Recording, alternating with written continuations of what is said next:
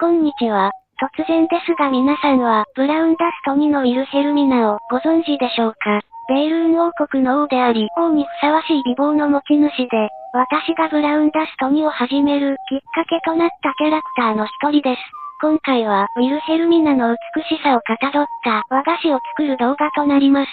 素材に使用するのは、練り切りと、こしあんです。これらは高貴な趣味とされる茶道や煎茶道で多く用いられます。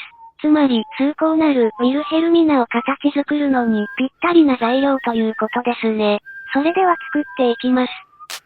練り切りとこしあんを適切な重量に分割し、着色します。この肌色は後に青色によって覆われてしまいますが、ここに肌色があったという事実のために着色する必要があります。肌色と青色を平たく潰し、貼り重ねます。その上から、ブーツをイメージした茶色を V 字に貼り重ねます。青色の面をひっくり返して、こしあんを乗せます。練り切りでこしあんを包み込んでいきます。右手で軽く押さえながら、左手で回していくことで、みるみるうちに、こしあんが青の薄布で、くるまれていきます。包み終わりました。青の透け感が美しいですね。綺麗に丸めて、手のひらのくぼみに合わせて何度か転がせば、雫型に成形できました。ここから三角ベラを使って、魅惑の臀部と大腿部を作っていきます。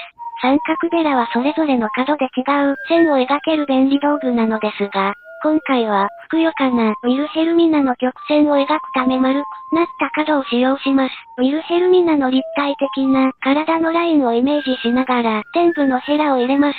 普通であれば、ここまで深く、ヘラを入れることはありえませんが、ウィルヘルミナのボディラインはこうでも、しないと表現できません。続けて大腿部のヘラを入れていきます。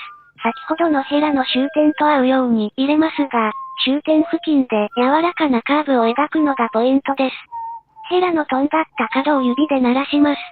滑らかな質感にするのにめちゃ大事な工程と言っても過言ではありません。そして、程よく湿らせた絹の布巾をかぶせ、密着させます。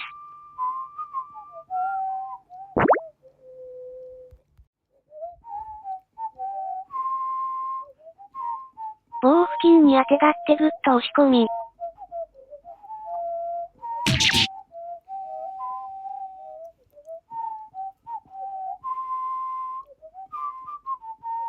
優しく布巾を剥がすと、綺麗なヒップラインが姿を現しました。布巾をかぶせることで、ほんのりタイツの質感を出しつつ、線に自然な凹みをつけることができます。必要なんです。少し面のあるヘラで青と茶色の境目に凹みをつけます。こうすることで、太ももとブーツが織りなす曲線美を表現できます。凹みの中に模様を薄く描きます。そして、完成しました。ウィルヘルミナです。いかがでしたでしょうか？